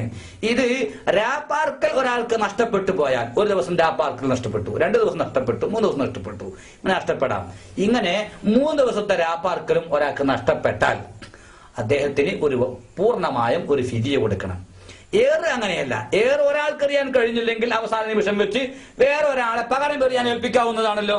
അപ്പൊ അദ്ദേഹത്തിന് വേറൊരാളെ പകരം ഏൽപ്പിച്ച് എറിയാം. അപ്പൊ അതുകൊണ്ട് അവിടെ അത് നഷ്ടപ്പെടുത്താൻ പാടില്ല. അതിന് പകരം ഏൽപ്പിച്ചതുമില്ല. അദ്ദേഹത്തിന് 3 കല്ലോ അല്ലെങ്കിൽ 3നേക്കാൾ കൂടുതൽ നാം പറഞ്ഞിട്ടുള്ള 70 കല്ലോ നഷ്ടപ്പെട്ടു പോയാൽ അതിനും ഒരു സമ്പൂർണമായ ഒരു ഫിദിയ കൊടുക്കണം. ഇപ്പോൾ വാജിബാത്തുകളായ മുസ്ദലിഫയിൽ രാപ്പാർക്കൽ, ജംറത്തുൽ അഖബയെയും മറ്റു ജംറകളെയും എറിയൽ, അതിനുവേണ്ടിയുള്ള രാപ്പാർക്കൽ തുടങ്ങിയിട്ടുള്ള വാജിബാത്തുകൾ നഷ്ടപ്പെട്ടാൽ, വാജിബാത്ത് നഷ്ടപ്പെട്ടു എന്നതിന്റെ പേരിൽ അതേപ്രകാരം തന്നെ മീഖാത്തിൽ ഇഹ്റാം ചെയ്യുന്ന ഒഴിവാക്കിയാൽ വാജിബാത്ത് നഷ്ടപ്പെട്ടു എന്നതിന്റെ പേരിൽ ഫിദിയ കൊടുക്കേണ്ടതുണ്ട്. ഫിദിയ കൊടുക്കാതെയും ഫിദിയ വരാതെയുമുള്ള ഞാനാണ് എല്ലാ ഹാജിമാരും ശ്രദ്ധിക്കേണ്ടത്. എപ്പോഴും ഒരു പരിഹാരത്തോടു കൂടിയ കർമ്മത്തിനല്ല കൂടുതൽ പ്രാധാന്യം ഉള്ളത്. അല്ല, മുമ്പ് ഒരു ഫിദിയെ സംബന്ധിച്ച് സംസാരിച്ചിരുന്നല്ലോ. ഏതോ മുഹറമാത്തുകൾ ചെയ്തു പോയാല് അതിന് പ്രായച്ചിത്തം എന്ന നിലയ്ക്ക് ഫിദിയ വേണമെന്ന് പറഞ്ഞാൽ അത് തന്നെയല്ലേ ഇപ്പോഴും ഈ പറയുന്നത്? അല്ല, ഈ ഫിദിയും ആ ഫിദിയും തമ്മിൽ വ്യത്യാസമുണ്ട്. എന്താണ് വ്യത്യാസം? ഈ ഫിദിയ എന്ന് പറഞ്ഞാൽ ഇത് വാജിബാത്തുകൾ ഒഴിവായി പോയതിനുള്ള ഫിദിയ എന്ന് പറഞ്ഞാൽ ഇത് സ്വഭാവത്തിലും അതിന്റെ കൊടുക്കുന്ന ശൈലിയിലും വ്യത്യാസമുണ്ട്. ഫിദിയ എന്നതുകൊണ്ട് ഇവിടെ ഉദ്ദേശിക്കുന്നത് നേരത്തെ പറഞ്ഞതല്ല. ഇവിടെ ഒന്നുകിൽ ഉളുഹിയ്യത്തിന് പറ്റുന്ന ഒരു മൃഗം അതിന് അറുത്തു കൊടുക്കുക. അതിന് സാധിക്കാത്തവർ, അല്ലെങ്കിൽ എന്നല്ല, അതിന് സാധിക്കാത്ത ആളുകള് 10 നോമ്പ് നോൽക്കണം. സലാസത്തുൻ ഫിൽ ഹജ്ജി വസബഅത്തുൻ ഇദാ റജഅതും. 3 നോമ്പ് ഹജ്ജിലായും കൊണ്ട് സൗകര്യപ്പെടുമെങ്കിൽ ഹജ്ജിൽ ഇഹ്റാം ചെയ്ത് പ്രവേശിച്ചതിന് ശേഷം സമയമുണ്ടെങ്കിൽ അങ്ങനെ, അല്ലെങ്കിൽ ഹജ്ജുമായി ബന്ധപ്പെട്ട ഹറമിലുകളിൽ നിന്ന് 3 നോമ്പും 7 നോമ്പ് നാട്ടിൽ തിരിച്ചെത്തിയതിനു ശേഷവും, അങ്ങനെ 10 അശറത്തുൻ കാമില 10 നോമ്പ്. അധികം സാധിക്കാത്തവർ ഉണ്ടെങ്കിൽ, ഒരാൾ നോമ്പ് കൊടുക്കാൻ കഴിയാത്തവരുണ്ടെങ്കിൽ ഓരോ നോമ്പിനും ഓരോ മുദ്ദ് ഭക്ഷണം എന്ന 800 മില്ലി മുഖ്യ ആഹാരമായ അരി തോതിൽ ധർമ്മം ചെയ്യണം എന്നാണ്. ഇവിടെ പിന്നെ അരി കൊടുക്കാനല്ലേ ഏറ്റവും സുഖം എന്ന് നിനക്ക് ചിന്തിക്കാൻ പറ്റില്ല. ആദ്യത്തെ പ്രഥമ പരിഗണന അറിവിന് തന്നെയാണ്. ഞാൻ നേരത്തെ ഒരു ഉദാഹരണം പറഞ്ഞിരുന്നല്ലോ. ഉച്ചക്ക് ഊണ് കഴിക്കാൻ വരുമെന്ന് പറഞ്ഞ ഭർത്താവിനോട് ഭാര്യ ചോദിക്കുകയാണ്, എന്താണ് കറി ഉണ്ടാക്കേണ്ടത്? ഭർത്താവ് പറയുന്നത് ഇറച്ചി വാങ്ങണം. മാംസം അഥവാ കിട്ടിയില്ലെങ്കിൽ മാത്രം മത്സ്യം, അല്ലെങ്കിൽ മാത്രം വെജിറ്റബിൾ എന്ന് പറഞ്ഞതുപോലെയാണ് ഇവിടെ മൃഗത്തെ അറുത്ത് കൊടുക്കുക തന്നെ വേണം. അത് മാർക്കറ്റിൽ കിട്ടാതിരിക്കുകയോ വാങ്ങാൻ കാശില്ലാതിരിക്കുകയോ ഒക്കെ ചെയ്താൽ മാത്രമേ നോമ്പ് നോൽക്കാൻ പാടുള്ളൂ. നോമ്പ് നോൽക്കാനും ഒരാൾക്ക് സാധിക്കാതെ വന്നെങ്കിൽ മാത്രമേ മുദ്ദ കൊടുക്കാൻ പറ്റുകയുള്ളൂ. ഇതാണ് ഈ വാജിബാത്തുകൾ ഒഴിവായി പോയാലുള്ള ഫിദിയ. ഏതായാലും ഫിദിയ കൊടുക്കാതെയുള്ള ഹജ്ജ് കർമ്മത്തിനാണ് പ്രാധാന്യമുള്ളത്. അതിന് പടച്ചു തമ്പുരാൻ എല്ലാ ഹാജിമാരെയും തുണ ചെയ്യുമാറാകട്ടെ. ഇനി ബാക്കിയുള്ളത് നാട്ടിലേക്ക് എന്നാണ് അദ്ദേഹം തിരിച്ചു പോരുന്നത് എങ്കിൽ ആ സമയത്തുള്ള വദാഇന്റെ തവാഫ്. വദാഇ എന്ന് പറഞ്ഞാൽ തന്നെ വിട ചൊല്ലി പറയുന്ന തവാഫാണ്. കഅബ ശരീഫിനോട് യാത്ര പറയുകയാണ്, ഞാൻ താൽക്കാലികമായി പോവുകയാണ്. അള്ളാഹുവിന്റെ ഭവനമേ, അള്ളാഹുവിന്റെ ഈ നാടും ഈ ഭവനവും എന്റെ സ്വന്തം ഭവനത്തിനേക്കാളും എന്റെ നാടിനേക്കാളും ഉത്തമമാണ്. എന്റെ നാടും വീടും ഇതിനേക്കാൾ ഉത്തമമായതുകൊണ്ട് ഞാൻ പോവുകയല്ല, മറിച്ച് ഞാൻ എന്റെ നാട്ടിലേക്ക് പോവുകയാണ്. ഇതെന്റെ അവസാനത്തെ പോക്കാകരുത്, എനിക്കിനിയും തിരിച്ചു വരേണ്ടതുണ്ട്. ഈ ജീവിതത്തിനിടയിൽ വല്ല അപാകതയും വല്ല തെറ്റുകുറ്റങ്ങളും എന്നിൽ സംഭവിച്ചു പോയെങ്കിൽ നാഥാ, ഞാൻ ഈ പുണ്യഭൂമി വിട്ട് പിരിയുന്നതിന് മുമ്പായി എനിക്ക് നീ മാപ്പ് ചെയ്യണം എന്ന് പറഞ്ഞുകൊണ്ടുള്ള ദുആ നടത്തുന്ന തവാഫാണ് വദാഇന്റെ തവാഫ്. അത് ഹജ്ജിന്റെ വാജിബാത്താണ്.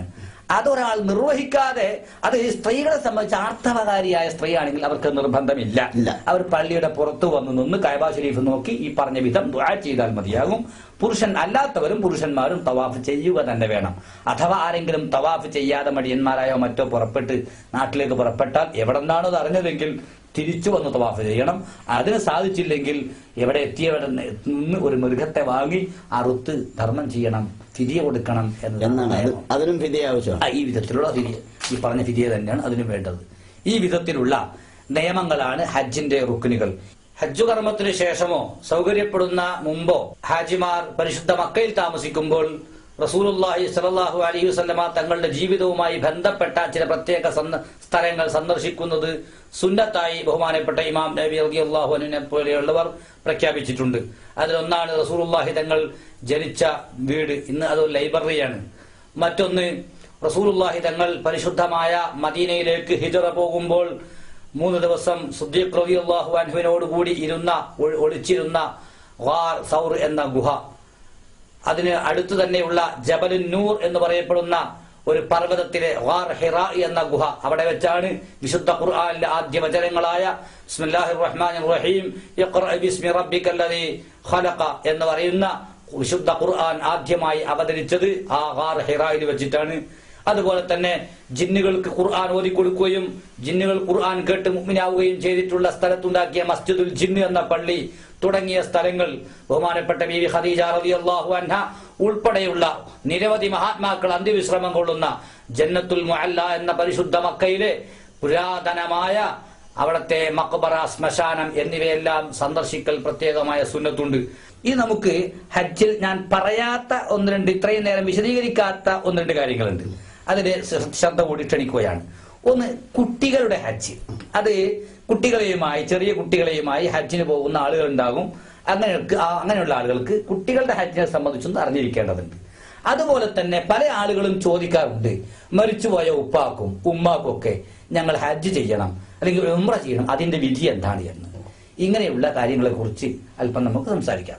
ചെറിയ കുട്ടികളെയുമായി ഹജ്ജിന് പോകുന്ന ആളുകൾ ശ്രദ്ധിക്കേണ്ടത്, കുട്ടികൾക്ക് ഹജ്ജ് നിർബന്ധമില്ല. കുട്ടികൾ ഹജ്ജ് കർമ്മം നിർവഹിച്ചാൽ അതിന്റെ പ്രതിഫലം രക്ഷിതാക്കൾക്കാണ്. കുട്ടിയെ ഇപ്പോൾ ഹജ്ജ് ചെയ്യിപ്പിച്ചു എന്നതുകൊണ്ട് അവരെ നിർബന്ധം ആകുന്നത് വിടുകയുമില്ല. അവർ പ്രായപൂർത്തി എത്തിയതിനു ശേഷം അവർക്ക് സാമ്പത്തിക ശേഷിയും ശാരീരിക ശേഷിയും ഒക്കെ ഉണ്ടാവുകയാണെങ്കിൽ അപ്പോൾ ഫർളായ ഹജ്ജ് അവർ വേറെ ചെയ്യണം. കുട്ടികളെയുമായി ഹജ്ജിന് പോകുന്നവർ ഹജ്ജ് കുട്ടികളെ കൊണ്ട് ചെയ്യിപ്പിക്കുക എന്നത് വലിയ ഒരു കർമ്മമാണല്ലോ.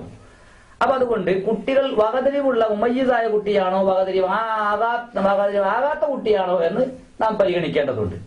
വകതിരിവാകാത്ത കുട്ടിയാണെങ്കിൽ ആ കുട്ടിക്ക് വേണ്ടി ഇഹ്റാം ചെയ്യുന്നതും പിന്നെ മറ്റ് എല്ലാ കർമ്മങ്ങൾ ചെയ്യുന്നതും രക്ഷിതാവായ ഉപ്പയോ വല്യപ്പയോ ആകണം, അല്ലെങ്കിൽ വലിയ സമ്മതം കൊടുത്തിട്ടുള്ള ആളുകളാകണം. അപ്പൊ ഒരു ഭാര്യയും ഭർത്താവും ഒരു ചെറിയ കുട്ടിയായി വകതിരിവാകാത്ത മുല കുടിക്കുന്ന ചെറിയ പിഞ്ചു പൈതലിനെയുമായി ഹജ്ജിന് പോകുമ്പോൾ ആ കുട്ടിയെ കൊണ്ട് ഹജ്ജ് ചെയ്യിപ്പിക്കുന്നു എങ്കിൽ, അല്ലെങ്കിൽ ഉംറ ചെയ്യിപ്പിക്കുന്നു എങ്കിൽ, ആ കുട്ടിക്ക് വേണ്ടി രക്ഷിതാവ് ആദ്യം നിയ്യത്ത് വെച്ചതിന് ശേഷം അദ്ദേഹം കുട്ടിക്ക് വേണ്ടി നിയ്യത്ത് വെക്കണം. എന്നതിന് ശേഷം എല്ലാ കർമ്മങ്ങളും തവാഫ്, സഅയ് തുടങ്ങിയ എല്ലാം കുട്ടിക്ക് വേണ്ടി രക്ഷിതാവാണ് ചെയ്യേണ്ടത്. കുട്ടിയുടെ മുടി തലയിൽ നിന്നും മുടി വെട്ടിക്കൊടുക്കണം, മുടി മുറിക്കേണ്ടുന്ന സന്ദർഭത്തിൽ. വകതിരിവായ കുട്ടിയാണെന്നുണ്ടെങ്കിൽ ഈ വിധത്തിലല്ല, രക്ഷിതാവാണ് നിയ്യത്ത് വെക്കേണ്ടത്. അല്ല, കുട്ടി വകതിരിവാണെങ്കിൽ ഈ തവാഫ് ചെയ്യുന്ന വേളയിലൊക്കെ ആ വകതിരിവുള്ള കുട്ടിയാണെങ്കിലും ചിലപ്പോൾ മൂത്രമൊഴിക്കുകയോ അല്ലെങ്കിൽ അതുപോലെ എന്തെങ്കിലും മാലിന്യങ്ങളൊക്കെ വരാൻ സാധ്യതയുണ്ട്. ഞാൻ പറയാം. അഥവാ വകതിരിവായ കുട്ടിയാണ് എങ്കിൽ ആ കുട്ടിക്ക് വേണ്ടി നിയ്യത്ത് രക്ഷിതാവ് വെക്കണം. സാധ്യമാകുന്ന കർമ്മങ്ങളൊക്കെ കുട്ടിയെ കൊണ്ട് ചെയ്യിപ്പിക്കണം. തവാഫ് ചെയ്യിപ്പിക്കുക, സഅയ് ചെയ്യിപ്പിക്കുക, മിനയിലും മുസ്ദലിഫയിലും അറഫയിലും ഒക്കെ ഹാജരാക്കേണ്ടിടത്ത് ഹാജരാക്കുക, മറ്റു കാര്യങ്ങളൊക്കെ രക്ഷിതാവ് തന്നെ ചെയ്യണം. പിന്നെ കുട്ടിയെ എടുത്തുകൊണ്ട് തവാഫ് ചെയ്യേണ്ട സാഹചര്യം ഉണ്ടെങ്കിൽ കുട്ടിയെ എടുത്തുകൊണ്ട് തവാഫ് ചെയ്യണം. ആ സമയത്ത് കുട്ടിക്ക് തവാഫ് ചെയ്യുന്ന ആൾക്കും കുട്ടിയെ എടുത്ത കുട്ടിക്കും ത്വഹാറത്ത്, ശുദ്ധി ഉണ്ടായിരിക്കണം, ഔറത്ത് മറച്ചിരിക്കണം. പിന്നെ ഇഹ്റാം ചെയ്താൽ ഹറാമാകുന്ന കാര്യങ്ങളുണ്ടല്ലോ, മുടി മാന്തിക്കൊഴിക്കൽ തുടങ്ങിയ ആ തെറ്റുകളൊക്കെ കുട്ടി ചെയ്തതുകൊണ്ട് വകതിരിവായ കുട്ടിയാണ് ചെയ്തതെങ്കിൽ രക്ഷിതാവ് അതിന് വിധി കൊടുക്കണം. വകതിരിവാകാത്ത മുല കുടിക്കുന്നൊക്കെ കുട്ടിയാണ് എങ്കിൽ, 1 വയസ്സായ 1.5 വയസ്സായ 2 വയസ്സായ കുട്ടിയാണെങ്കിൽ അതിന് ഫിദ്യ വേണ്ട. ഇങ്ങനെയാണ് കുട്ടികളുടെ കർമ്മങ്ങൾ.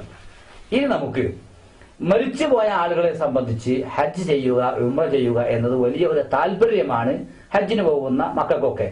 ഉപ്പയെ കുറിച്ച് ഓർക്കുകയും ഉമ്മയെ കുറിച്ച് ഓർക്കുകയും ഉസ്താദന്മാരെ കുറിച്ചും സ്നേഹിതന്മാരെ കുറിച്ചും ഭാര്യമാരെ കുറിച്ചും ഭർത്താവിനെ കുറിച്ചും ഓർക്കുക സാധാരണ പതിവാണ്. അവിടെ എത്തുമ്പോൾ ആ പുണ്യഭൂമിയിൽ നിന്ന് ഒരു ഉംറ മരിച്ച ഉമ്മാക്ക് ചെയ്യട്ടെ, ഉപ്പാക്ക് ചെയ്യട്ടെ എന്നൊക്കെ പറയും. അവിടെ നാം ശ്രദ്ധിക്കേണ്ടത്, മരിച്ചുപോയ ആളുകൾ ഫറദായ ഹജ്ജും ഉംറയും നിർവഹിക്കാത്തവരാണ് എന്നുണ്ടെങ്കിൽ ഒരു സമ്മതത്തിന്റെയും ഒരു ആവശ്യമില്ല. നിങ്ങൾക്ക് അവർക്ക് ഉംറ ചെയ്യാം. മരിച്ചുപോയവർക്ക് വേണ്ടി അവർ നിയ്യത്ത് വെച്ച് ഉംറ ചെയ്യാം. അത് ഫറദായ നിങ്ങൾ ഉംറ കഴിഞ്ഞതിന് ശേഷം. ഹജ്ജ് പിന്നെ ഇക്കൊല്ലം നിങ്ങൾ പോകുന്നു, നിങ്ങൾ ആദ്യത്തെ ഹജ്ജാണെങ്കിൽ ഇക്കൊല്ലം ഹജ്ജ് അവർക്ക് ചെയ്യാൻ കഴിയില്ലല്ലോ. പിന്നെ ഈ നിങ്ങളെ ഫറദായ ഹജ്ജ് കഴിഞ്ഞവരാണെങ്കിൽ നിയ്യത്ത് മരിച്ചവർക്ക് വേണ്ടി നിയ്യത്ത് വെച്ച് പോവുകയും ചെയ്യാം. ഇരിക്കട്ടെ, ജീവിച്ചിരിക്കുക. അപ്പൊ ഇങ്ങനെ മരിച്ചുപോയ ഉമ്മാക്കും ഉപ്പാക്കൊക്കെ വേണ്ടി ഇങ്ങനെ ഹജ്ജ് ഉംറയൊക്കെ ചെയ്യുന്നത് കാണുമ്പോൾ സ്വാഭാവികമായും ജീവിച്ചിരിക്കുന്ന ഉമ്മാക്കും ഉപ്പാക്കൊക്കെ ചെയ്യാൻ താല്പര്യം മക്കൾക്ക് ഉണ്ടാകുക സാധാരണയാണ്. പിന്നെ മരിച്ചുപോയ ഉമ്മയും ഉപ്പയൊക്കെ മുമ്പ് ഫറദായ ഹജ്ജ് നിർവഹിച്ചവരാണെങ്കിൽ അവിടെ ഫലപ്പെട്ട അഭിപ്രായം, മുഴക്കമതായ അഭിപ്രായം, അവരെ വസിയത്ത് ഉണ്ടെങ്കിൽ ചെയ്യാൻ പറ്റുമെന്നാണ്. വസിയത്തില്ലെങ്കിലും ചെയ്യാം എന്ന് പറഞ്ഞ ഉലമാഉം ശാഫിഈ ഫഖഹായിൽ തന്നെ ഉണ്ട്. ഇനി ജീവിച്ചിരിക്കുന്നവർക്ക് ചെയ്യണമെന്ന് താല്പര്യം വന്നാൽ അവര് പിന്നെ നാട്ടിലുള്ളവരാണെങ്കിൽ യാത്ര ചെയ്ത്, വാഹനം കയറി യാത്ര ചെയ്ത് പരിശുദ്ധ മക്കയിൽ വന്ന് ഈ കർമ്മം നിർവഹിക്കാൻ സാധിക്കാത്ത വിധം അവശരോഗികളായിരിക്കണം. ഇനി ഒരിക്കലും സാധിക്കൂല എന്ന്. ഒന്ന്, അങ്ങനെ ആ വിധത്തിലുള്ള രോഗികളാകണം. രണ്ടാമതായി അവരെ സമ്മതവും മുൻകൂട്ടി ഉണ്ടായിരിക്കണം. സമ്മതമില്ലാതെ ചെയ്തിട്ട് സമ്മതിപ്പിച്ചാൽ മതിയാവുകയില്ല. എങ്കിൽ മാത്രമേ അവർക്ക് വേണ്ടി ഉംറ ചെയ്യാൻ സാധിക്കുകയുള്ളൂ. ഈ വിധത്തിൽ ഏതായാലും മരിച്ചുപോയ ഉപ്പമാരെ ഹജ്ജ് ചെയ്യാതെ മരിച്ചുപോയവരാണെങ്കിൽ മക്കൾ ഹജ്ജിന് പോകുമ്പോൾ ഒരു സാഹചര്യത്തിലും നിർബന്ധമായും എന്ത് പ്രതിസന്ധി ഉണ്ടെങ്കിലും ഉള്ള പണം ഒപ്പിച്ച് മരിച്ചുപോയ ഉമ്മാക്കും ഉപ്പാക്കും, പടച്ചവരെ ഞാൻ ഈ ഹജ്ജ് ചെയ്യുന്ന സമയത്ത് ഖബറിൽ കിടക്കുന്ന എന്റെ മാതാപിതാക്കന്മാർക്ക് ഹജ്ജ് കിട്ടണമെന്ന സതുദ്ദേശത്തോടു കൂടി മരിച്ചുപോയ മാതാപിതാക്കൾക്ക് വേണ്ടി അമല് ചെയ്യിപ്പിക്കണം. അതാണ് ഉത്തമരായ സന്താനങ്ങളുടെ പകരം ആരെക്കൊണ്ട് ചെയ്യിപ്പിച്ചാലും മതി. ഹജ്ജ് ചെയ്തവരാകണം. അത് പ്രത്യേകിച്ച് നല്ല സ്വാധീനങ്ങളും അതോടൊപ്പം തന്നെ ഹജ്ജ് സംബന്ധമായ വിവരമുള്ള ആളുകളും ആകുമ്പോൾ വളരെ നന്നായി എന്ന് മാത്രം. ഹാജിമാർ അവസാനമായി വദാഇന്റെ തവാഫ് പറഞ്ഞ് വിട ചൊല്ലി യാത്ര പറഞ്ഞ് കഅബ ശരീഫിൽ നിന്നും പിരിഞ്ഞു പോരുമ്പോൾ ഇടക്കിടക്കിടക്ക് മറഞ്ഞ് നോക്കി സയ്യിദുനാ റസൂലുള്ളാഹി സ്വല്ലല്ലാഹു അലൈഹി വസല്ലമ പരിശുദ്ധ മക്ക വിട്ട് മദീനയിലേക്ക് ഹിജ്റ പോയപ്പോൾ മക്കയും മദീനയും വഴിപിരിയുന്ന സ്ഥലത്തെത്തിയപ്പോൾ ഇറങ്ങിയ ഒരു ആയത്തുണ്ട്, ഇന്നല്ലദീ ഫറദ അലൈക്കൽ ഖുർആന ലറാദ്ദുക ഇലാ മആദ്. അല്ലാഹുവിന്റെ ഖുർആൻ ലോകത്ത് പ്രചരിപ്പിച്ചതിന്റെ പേരിലാണല്ലോ നബിയെ താങ്കൾ ജനിച്ച ജന്മനാടായ മക്ക വിട്ടു പോകേണ്ടി വന്നത്. ഒരു കാലത്ത് തങ്ങളെ ഇങ്ങോട്ട് തിരിച്ചു കൊണ്ടുവരും എന്ന് സുപലക്ഷണമായി ഇറങ്ങിയ ആയത്ത് ഈ വദാഇന്റെ തവാഫ് കഴിഞ്ഞ് നാട്ടിലേക്ക് തിരിച്ചു പോകുന്ന ഹാജിമാരും ഈ ആയത്ത് ഓതണമെന്നും കണ്ണിൽ നിന്നും മറയുന്നത് വരെ സ്വന്തം ഗൾഫിലേക്ക് വീട് വിട്ടിറങ്ങി പോകുന്ന ആളുകളുണ്ടല്ലോ, അങ്ങനെ വീട് പടച്ചവനെ ഞാൻ വീട് വിട്ട് പോകുകയുള്ള സങ്കടം കൊണ്ട് കരയുന്നത്. ഇതുപോലെ അള്ളാഹുവിന്റെ ഭവനം വിട്ട് പടച്ചവരെ ഞാൻ പോവുകയാണല്ലോ, ഇനി ഏത് കാലത്താണ് റബ്ബെ ഞാൻ തിരിച്ചു വരിക എന്ന സങ്കടത്തോടു കൂടി പോരേണ്ടതാണ്. അതാണ് അതിന്റെ ഭംഗി. അതോടൊപ്പം നാട്ടിലേക്ക് വരുമ്പോൾ പരിശുദ്ധമായ മക്കയിൽ നിന്ന് കൊണ്ടുവരുന്ന ഏറ്റവും വലിയ ധനമാണ് മാഉ സംസം. സയ്യിദുനാ റസൂലുള്ളാഹി തങ്ങൾ പഠിപ്പിച്ചു, മാഉ സംസം ലിമാ ശുരിബ ലഹു. എന്തൊരു ഉദ്ദേശം വെച്ചിട്ടാണോ സംസം പാനീയം കുടിച്ചിട്ടുള്ളത്, അള്ളാഹു ആ ഉദ്ദേശം സാധിപ്പിച്ചു കൊടുക്കും. ഹിദായത്ത് കിട്ടണമെന്നാണോ ഹിദായത്ത് കിട്ടും, ഇൽമുണ്ടാകണമെന്നാണോ ഇൽമുണ്ടാകും, രോഗം മാറണമെന്നാണോ രോഗം മാറും. ആ പാനീയമാണ്, ഭക്ഷണമാണ്, മരുന്നാണ്. ഒരേ സമയത്ത് എല്ലാം സാധിക്കുന്നു. ചില ആളുകൾക്ക് ധാരണയുണ്ട് അത് നിന്ന് കുടിക്കണമെന്ന്. അത് ശരിയല്ല.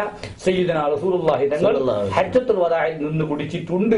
അത് ഉലമാവ് പറഞ്ഞ് മറുപടിയും പറഞ്ഞിട്ടുണ്ട്. ഇമാം നവവി തങ്ങൾ പറഞ്ഞു അതന്ന് തിക്കും തിരക്കും കാരണം ഇരിക്കാൻ സാധിക്കാത്തത് കൊണ്ടാണ്. എല്ലാ പാനീയവും പോലെ തന്നെ ഇതും ഇരുന്ന് തന്നെയാണ് കുടിക്കേണ്ടത്. പക്ഷേ ഇത് കുടിച്ചു കഴിഞ്ഞാൽ അല്ലാഹുമ്മ അൽഹംദുലില്ലാഹി എന്നൊക്കെ ദുആ ചെയ്തിട്ട് പറയണം, അല്ലാഹുമ്മ സിദ്നി മിൻഹു, പടച്ചവനെ ഇത് ഇനിയും എനിക്ക് നീ വർദ്ധിപ്പിച്ച് തരണം. ഏത് ഭക്ഷണം കഴിച്ചാലും ദുആ ചെയ്യേണ്ടത് അല്ലാഹുമ്മ സിദ്നി ഖൈറൻ മിൻഹു, ഇതിനേക്കാൾ ഉത്തമമായ ആഹാരം തരണമെന്നാണ്. ഇത് കഴിച്ചാൽ അല്ലാഹുമ്മ സിദ്നി മിൻഹു എന്നാണ്. അത്രയും നല്ല പാനീയമാണ്, ഭക്ഷണമാണ്, എല്ലാമാണ്. പക്ഷേ ഈ സാഹചര്യങ്ങളിൽ ഇപ്പോഴൊക്കെ പോകുന്ന ഹാജിമാർക്ക് സംസം കിണർ കാണാനുള്ള അവസരമൊന്നും ഇല്ലെങ്കിലും അവിടെ കയറുകൾ പിടിച്ചു വെച്ചിട്ടുള്ള വെള്ളമൊക്കെ സംസം വെള്ളമാണ്. അത് യാതൊരു തർക്കവുമില്ല. അല്ലാത്ത ശുദ്ധവെള്ളം അവിടെ കിട്ടാനുമില്ല. മക്കയുടെ ദൂരെയുള്ള സ്ഥലങ്ങളിൽ മാത്രമാണ് കിണറുകൾ ഉള്ളത്. അവിടെ നിന്ന് വളരെ കുറഞ്ഞ വെള്ളം മാത്രമേ ലഭിക്കുകയുള്ളൂ. അതുകൊണ്ടാണ് മക്കയുടെ പരിസരത്തുള്ള ഹോട്ടലുകളിൽ പോലും ഈ വെള്ളം കുപ്പിവെള്ളമല്ലാതെ വേറെ കിണറ്റിൽ നിന്ന് കൊണ്ടുവന്ന ലൂസ് വെള്ളം കൊടുക്കാൻ, ഭക്ഷണം കഴിക്കുമ്പോൾ കൊടുക്കാൻ പാടില്ല. അഥവാ കൊടുത്താൽ 500 റിയാൽ ഫൈൻ അടിക്കാൻ പോലും. കാരണം അവിടെ ആ ഒരൊറ്റ കിണർ, അത് സംസം കിണറാണ്. അതിലെ വെള്ളമാകട്ടെ ഖിയാമത്ത് നാൾ വരെ വറ്റുകയുമില്ല. അങ്ങനെയുള്ള അത്ഭുത കിണറാണ്.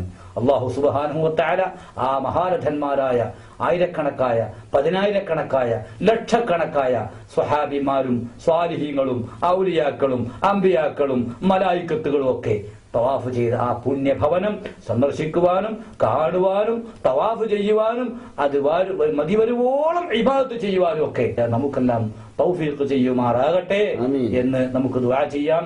വആഖിറു ദഅവാനാ അനിൽ ഹംദുലില്ലാഹി റബ്ബിൽ ആലമീൻ ബിഹഖി സ്വല്ലല്ലാഹു അലാ മുഹമ്മദ് സ്വല്ലല്ലാഹു അലൈഹി വസല്ലം സ്വല്ലല്ലാഹു അലാ മുഹമ്മദ് സ്വല്ലല്ലാഹു അലൈഹി വസല്ലം അല്ലാഹുമ്മ സ്വല്ലി അലാ മുഹമ്മദ് യാ റബ്ബി സ്വല്ലി അലൈഹി വസല്ലം.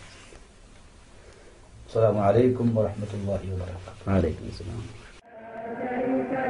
لبيك اللهم لبيك لبيك لا شريك لك لبيك إن الحمد والنعمة لك الملك لا شريك لك لبيك اللهم لبيك لبيك لا شريك لك لبيك إن الحمد والنعمة لك الملك لا شريك لك لبيك اللهم لبيك لبيك لا شريك لك لبيك إن الحمد والنعمة لك الملك لا شريك لك لبيك اللهم لبيك لبيك لا شريك لك لبيك إن الحمد والنعمة لك الملك لا شريك لك لبيك اللهم